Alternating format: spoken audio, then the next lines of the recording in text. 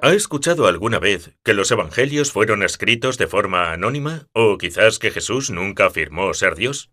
Entonces querrás seguir con atención la conversación que voy a tener con este autor, el Dr. Bram Pitre, que moderará el caso de Jesús.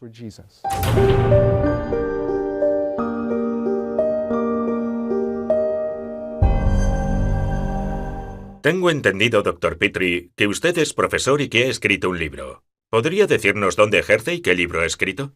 Soy el Dr. Bram Pitre, profesor de Sagradas Escrituras en el Seminario de Notre Dame, en Nueva Orleans, Luisiana. Allí es de donde vengo. Enseño el Antiguo y el Nuevo Testamento. Tengo un doctorado en teología y me he especializado en estudios bíblicos por la Universidad de Notre Dame, un poco más al norte, en Indiana. También tengo un máster en estudios bíblicos en la Universidad de Vanderbilt, en Nashville, y luego hice mi licenciatura en la Universidad de Luisiana, donde estudié filología inglesa, literatura y también estudios religiosos. Por lo tanto, mi formación se ha centrado durante años no solo en el estudio del Nuevo Testamento en particular, también en el análisis del Nuevo Testamento, centrándome en su contexto judío en la Antigüedad.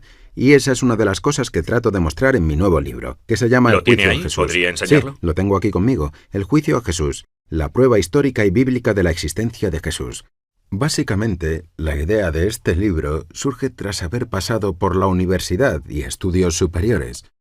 Si has sido católico desde la cuna, hay cosas que son difíciles de entender, como los orígenes del Evangelio o la divinidad de Jesús. ¿Quién escribió los Evangelios realmente? ¿Son una fuente fiable? ¿Y si en realidad fuesen anónimos?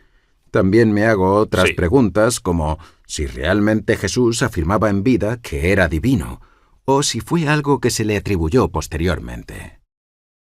Así que, en mi propio viaje, a través de la experiencia educativa, recorrí un largo camino que me llevó a replantearme mi fe. Pero también, precisamente, porque estudié la historia, y en particular el judaísmo en tiempos de Jesús. Quise volver a esa fe católica de mi juventud, y comprender que existen razones históricas para creer en los evangelios, y también que existen motivos históricos para demostrar que Jesús de hecho afirmó ser divino, pero que lo hizo a la manera judía, y que cuando lo miramos en profundidad desde el punto de vista judío podemos entender el misterio de su divinidad que nos proporcionan los evangelios. Una cosa está muy clara, y es que mantener su fe no significó que dejase de lado su intelecto, sino que por el contrario requirió usarlo con un mayor esfuerzo, y aquí tenemos la prueba tangible de ello. De ahí han salido todos sus títulos y este gran libro. Entonces, el primer tema que vamos a tratar es, ¿fueron los evangelios escritos de manera anónima? Entiendo que la afirmación de que son documentos anónimos significa que no los escribieron testigos reales de lo que relatan, lo que hace que sean menos fiables y propensos a todo tipo de adiciones y opiniones de gente que quizás no merece la pena tener en cuenta. Sí, descubrí lo que yo llamo la teoría de los evangelios anónimos cuando estaba estudiando.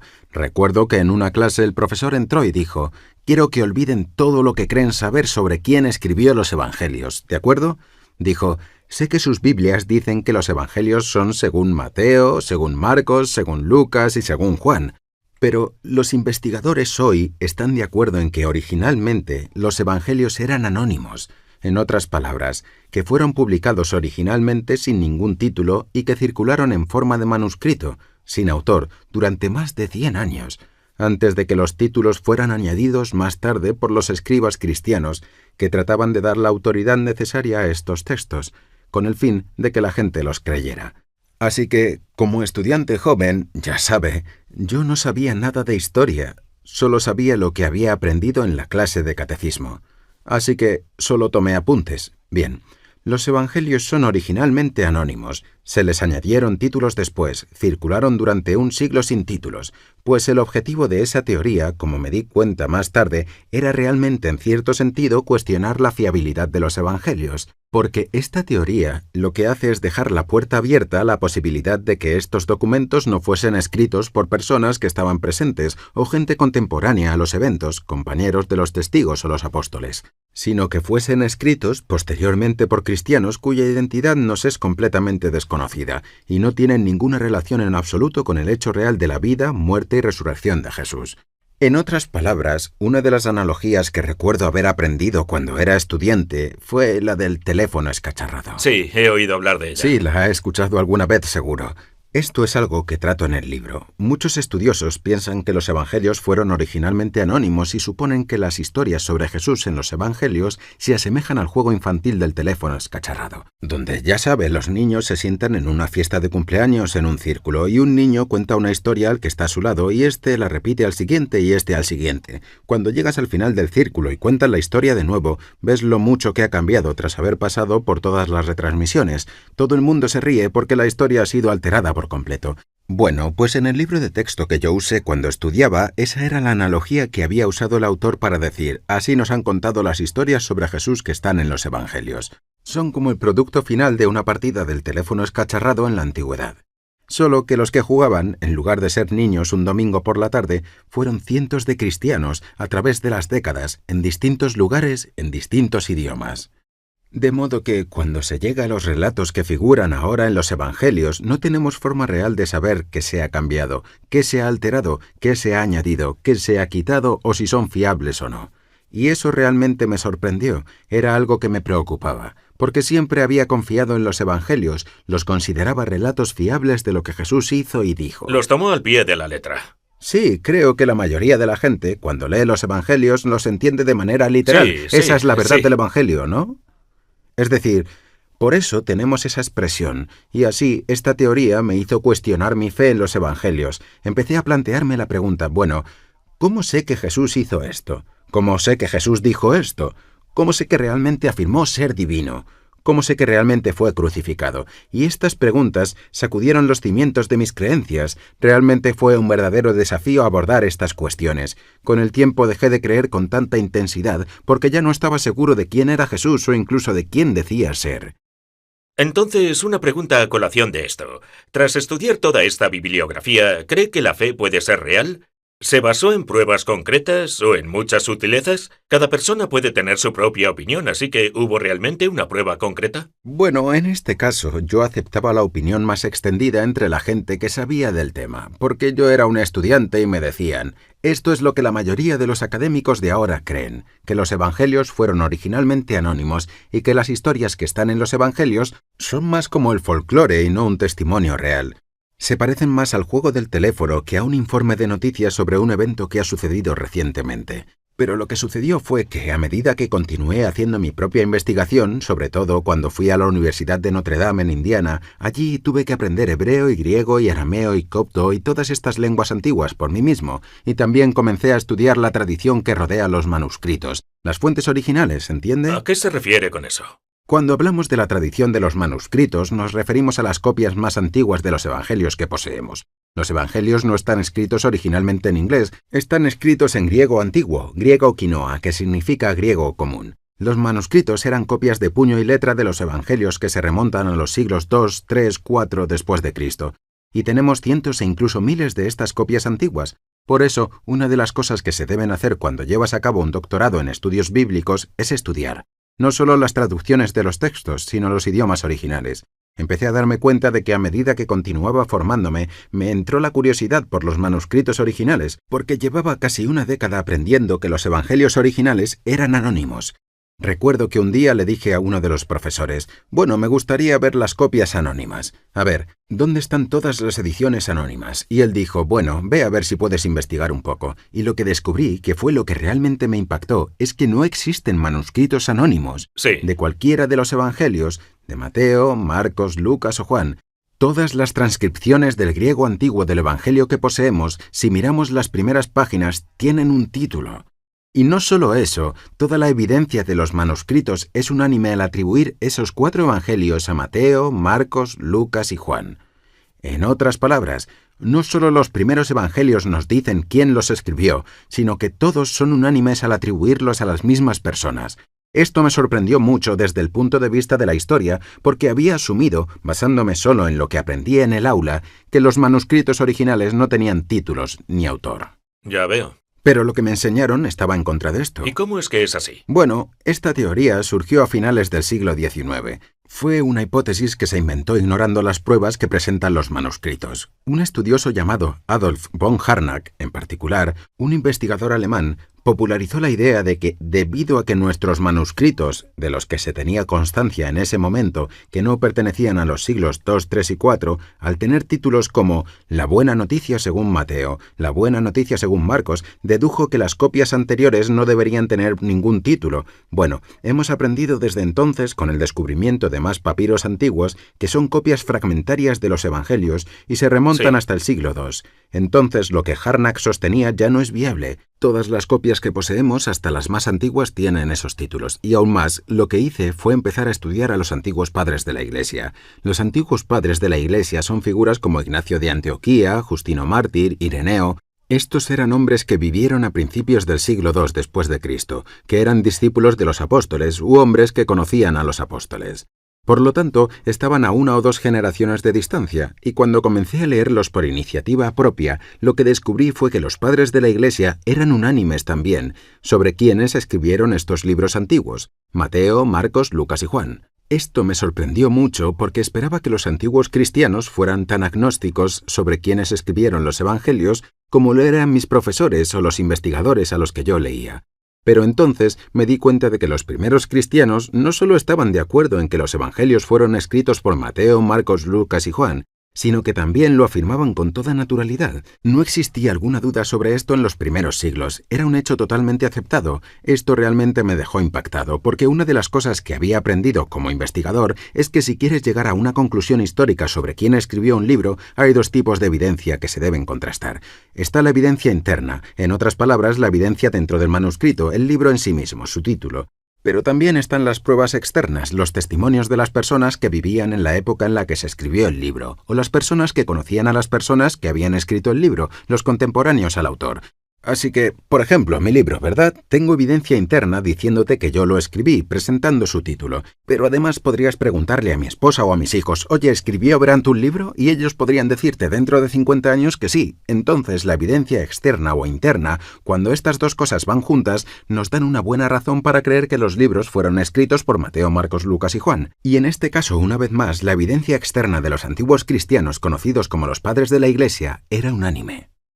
Fue algo que realmente me fascinó, me hizo detener un momento mis pasos y darme cuenta de que, bueno, espera, si todas las evidencias son unánimes en cuanto a que los evangelios no fueron anónimos y que fueron escritos por los apóstoles o por sus compañeros, esa es una buena razón para pensar que fue así realmente.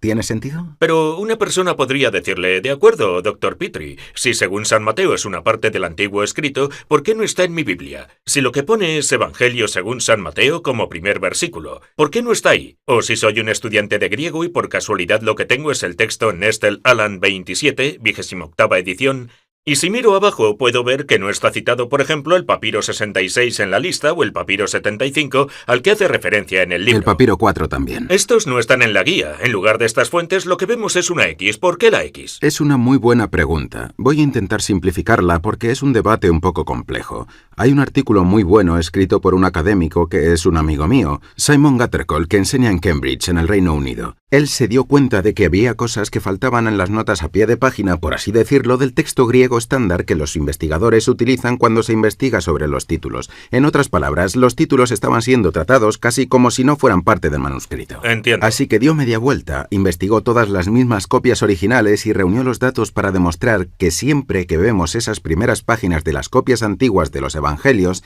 el título figura en cada una de ellas, y son todas iguales en Mateo, Marcos, Lucas y Juan. Entonces, este hombre está usando las fuentes originales está usando los y no textos una fuente primigenios. secundaria o No son la terciaria. copia griega de la Biblia con títulos que compras en la librería e incluyen notas al pie. Estos son los propios manuscritos reales.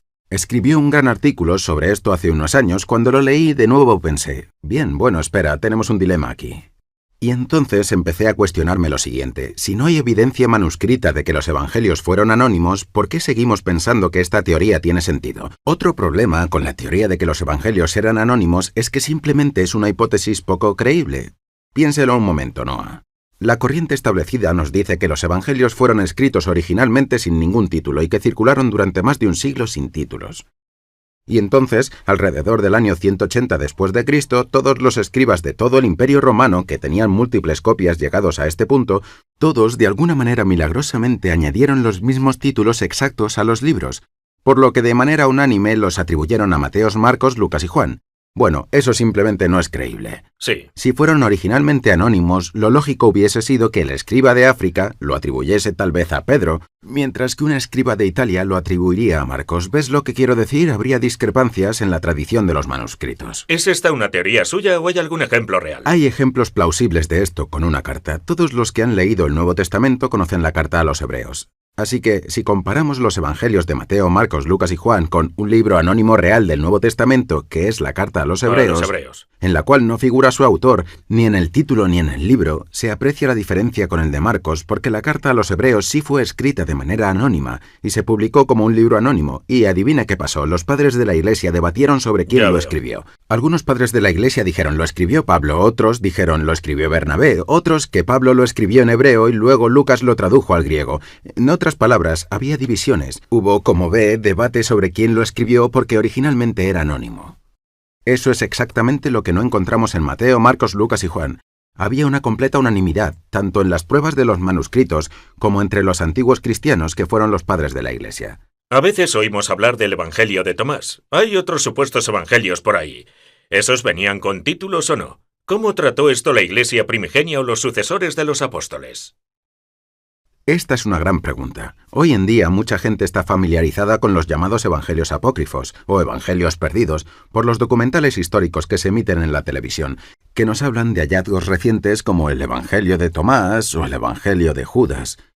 A menudo los presentan como si fueran cosas nuevas de las que nunca habíamos oído hablar, pero la realidad es que esto no es nada nuevo para nosotros, los católicos. Sí. Porque los propios padres de la Iglesia antigua, gente como San Ireneo, que fue discípulo de Policarpo, y este fue discípulo de San Juan, es decir, se trata del siglo II, él habla del Evangelio de Judas y del Evangelio de Tomás. Él habla de ellos. Esta es la principal diferencia entre los 4 evangelios y los evangelios perdidos.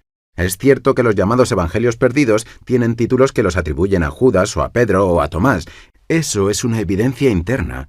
Pero lo que no tienen es la evidencia externa. Porque cuando uno estudia los escritores cristianos antiguos de la época de Jesús o poco después, ellos conocían estos libros. Y cuando se publicaron estos libros, los identificaron inmediatamente como falsificaciones de herejes. Eso es bastante relevante. En otras palabras, la evidencia externa va en contra de la autenticidad de los llamados evangelios perdidos, algo en lo que los académicos hoy están de acuerdo. Incluso los ateos y los más escépticos admiten que los evangelios perdidos no fueron publicados como mínimo hasta mediados o finales del siglo II, más de 100 años después de que muchos de los apóstoles hubieran muerto. Así que, por definición, si se publican 100 años después de la muerte de los apóstoles, no pueden ser auténticos, ¿verdad? Es muy difícil escribir libros cuando uno está muerto. Si ya es difícil escribir estando vivo, imagínate escribir estando muerto. Así que si el Evangelio de Judas no sale hasta el 180 después de Cristo y se suicidó alrededor del 33 después de Cristo, sabes que es una falsificación.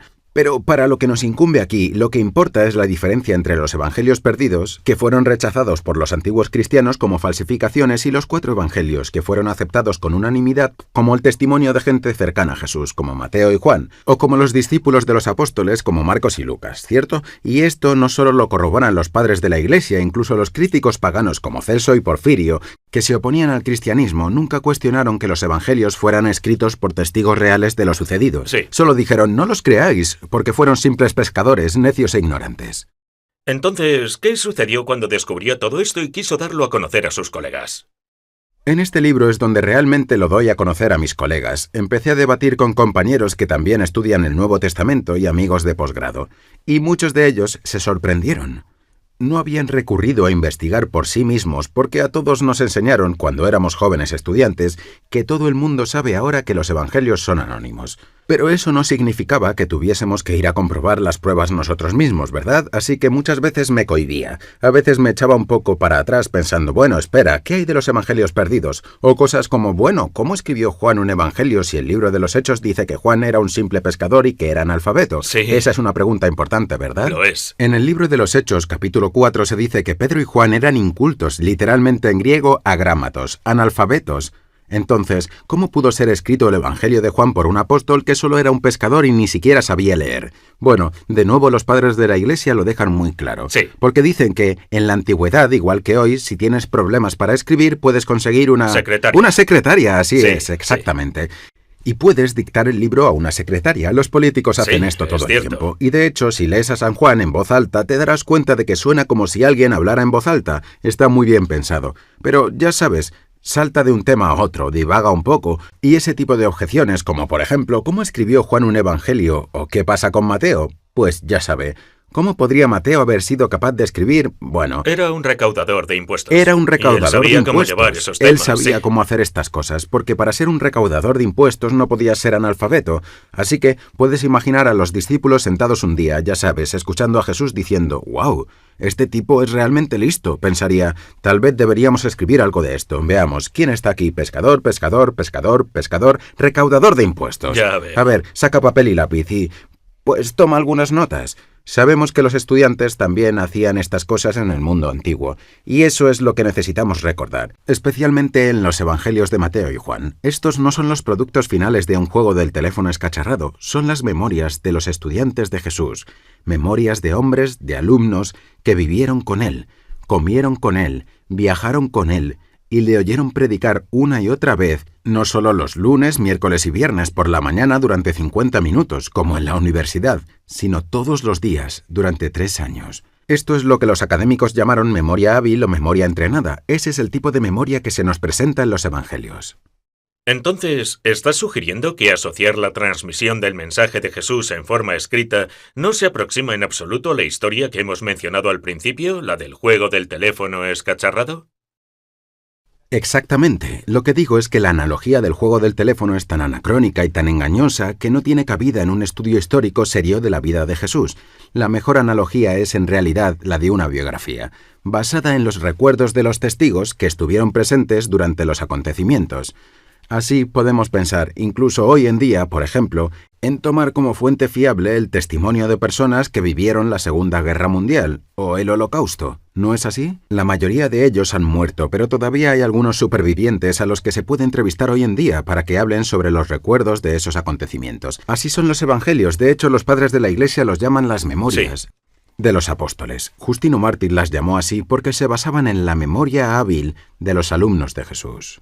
La pregunta entonces sería, si estos hombres no fueron testigos reales, Marcos y Lucas, ¿cómo pudieron saber lo que estaba pasando? Si le damos la vuelta a eso, Marcos y Lucas son el mejor argumento contra la teoría de los evangelios anónimos. ¿Cómo es eso? Porque si fueras a atribuir falsamente un evangelio a alguien con el fin de darle autoridad, ¿por qué elegirías a Marcos, que no fue un testigo real y que no era un apóstol? O Lucas, que tampoco lo fue, que era solo un compañero de Pablo. No tiene ningún sentido. Si quieres atribuir falsamente el evangelio a alguien para darle autoridad, ¿por qué no llamarlo simplemente el Evangelio de Pedro? O si nos ponemos en esas, ir directamente a la cima y decir, mi Evangelio fue escrito por el mismo Jesús. Quiero decir, eso va a aumentar las ventas, ¿verdad? La gente lo tomaría en serio. Así que la teoría de los Evangelios anónimos se rompe por completo y toma la forma de Marcos y Lucas. La razón por la que los Evangelios fueron atribuidos a Marcos y Lucas, que no fueron testigos, sino compañeros de los apóstoles, fue porque Marcos y Lucas son realmente los autores. Sí. Esa es la razón. Y basan su evidencia en el testimonio de los que estuvieron presentes porque, por cierto, leo un pasaje rápido ahora. Eso es lo que dice Lucas. Desde luego. En realidad, comienza su evangelio en el capítulo 1 de Lucas con estas palabras. Escuche lo que dice. En la medida en que muchos han emprendido la recopilación de una narración de los acontecimientos que han sucedido entre nosotros, tal como nos fueron entregados por aquellos que desde el principio fueron testigos reales, también me ha parecido bien escribirte un relato exacto, excelentísimo Teófilo, para que conozcas la verdad sobre las cosas de las que has sido informado. Eso es Lucas 1 del 1 al 4. Ahora, ¿suena como si Lucas te estuviera contando una historia del juego del teléfono escacharrado? ¿Suena como si te estuviera contando un cuento popular o un cuento de hadas?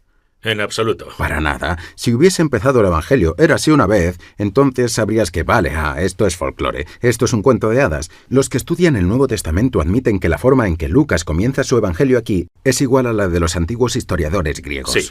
En otras palabras, Lucas está diciendo, en efecto, no he sido un testigo real, ¿entiendes? Soy un cristiano de segunda generación. Y él admite eso. Él admite eso, pero mi evangelio se basa en el testimonio de aquellos que fueron testigos que estuvieron presentes desde el principio. La palabra griega para testigo presencial es autoptés. De ella obtenemos la palabra autopsia. Sí. En otras palabras, los que han visto por sí mismos. Se observa ahí mismo que Lucas, al igual que los otros evangelistas, no está escribiendo para nosotros un cuento popular ni relatando un resultado del teléfono escacharrado, sino una biografía antigua. Quiere decirnos la verdad sobre lo que Jesús hizo y lo que Jesús dijo. Bueno, supongo que me haría la pregunta si yo estuviese en la posición de criticar su libro. ¿Pueden estar tan equivocados tantos académicos? Debe haber algún error al no mirar la información correcta. ¿Es correcto asumir que la información es concreta cuando más bien podría ser una elección sesgada e imparcial? Claro, es una buena pregunta.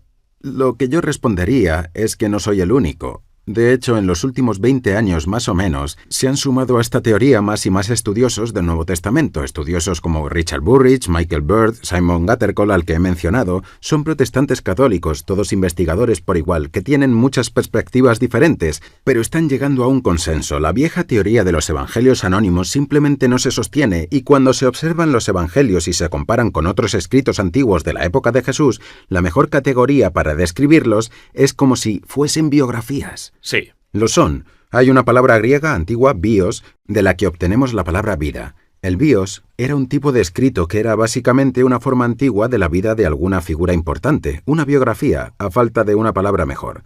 Personas como Josefo o Plutarco escribieron las vidas de los Césares, las biografías de los Césares. Y así es como sabemos de estas figuras antiguas. Por lo tanto, cada vez más académicos se acercan a la posición que yo sostengo en mi libro. A ver, este libro no son solo mis propias teorías, hay muchas notas a pie de página Entiendo. que muestran que los estudios contemporáneos del Nuevo Testamento están cambiando su opinión respecto a estas cuestiones, no sobre la evidencia de los manuscritos, sino de la forma de estudiar los escritos griegos que son de la época de los propios evangelios. Así que, si puedo recapitular, dígame si lo he entendido bien. Sus preguntas comienzan cuestionando a los académicos cuyo trabajo no parecía tener en cuenta la evidencia manuscrita más reciente o la tradición, ¿no es así? Así que decidió aprender griego y hebreo y los idiomas necesarios para investigar por su cuenta. Y hubo gente que le ayudó a encontrar los manuscritos originales, las copias que encontramos en línea. Así es. Comenzó a leerlos y descubrió que realmente están escritos por quien dicen estarlo. Cuando tiene la primera página del Evangelio de Mateo o de los otros, están firmados por Mateo, Juan, Lucas, Marcos. Sí, en efecto. Cuando los lees, uno se da cuenta de que no está en la posición de poner en duda si son fiables o no. Lo que uno se cuestiona es si la prueba que nos dan se nos presenta de una manera clara. Exactamente. En otras palabras, no tienes que ser creyente, no hay que ser cristiano, no hay que ser católico para llegar a la conclusión de que, en términos de pruebas históricas, pensar que los evangelios sean anónimos o que sean el producto final del juego del teléfono no es lo más razonable. La conclusión más acertada, que se basa en la razón y en las pruebas, es que los 4 evangelios fueron escritos por 2 apóstoles, Mateo y Juan, y por 2 compañeros de apóstoles, Lucas y Marcos, y que juntos nos dan 4 biografías antiguas, 4 testimonios de lo que Jesús de Nazaret, que vivió en el siglo I después de Cristo, hizo, lo que dijo y lo que afirmó ser. Nos cuentan cómo, después de ser crucificado por los romanos al tercer día, resucitó de entre los muertos, así que ese es el punto de partida para nosotros como cristianos. Pero tampoco tienes que ser un cristiano para ver que esto es lo que relatan las pruebas históricas, al menos esa fue mi experiencia. Bueno, la próxima vez, Dr. Petrie, vamos a hablar de las profecías del Mesías y por qué son cruciales a la hora de entender la fiabilidad de los evangelios. Gracias.